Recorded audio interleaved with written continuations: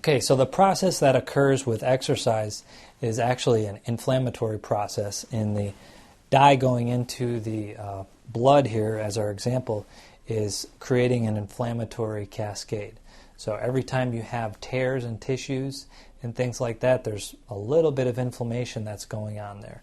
And in a lag sense, 30 minutes after you exercise, after the inflammatory process occurs, there's a huge anti-inflammatory process that occurs. And it's in direct proportion to the intensity and duration of the exercise that you do. And so in this sense, that is one of the huge benefits of exercise. So if we use this example again, if we had 30 minutes after this has occurred, if we had some kind of dye that would be an anti-dye, we could place that in there and it would act as an anti-inflammatory, countering this red dye in here, creating a clear solution.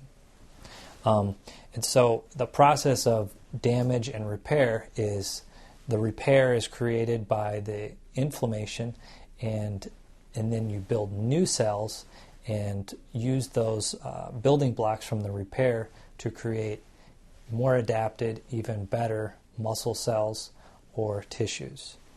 So the process of damage and repair that's occurring due to this inflammatory and anti-inflammatory chemical cascade in your blood is occurring regardless of whether or not you exercise.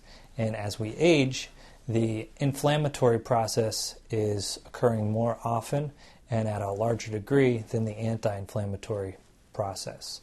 And so that's the advantage of exercise, is that you're actually triggering an anti-inflammatory cascade, and those anti-inflammatory processes can counter the inflammatory process of aging.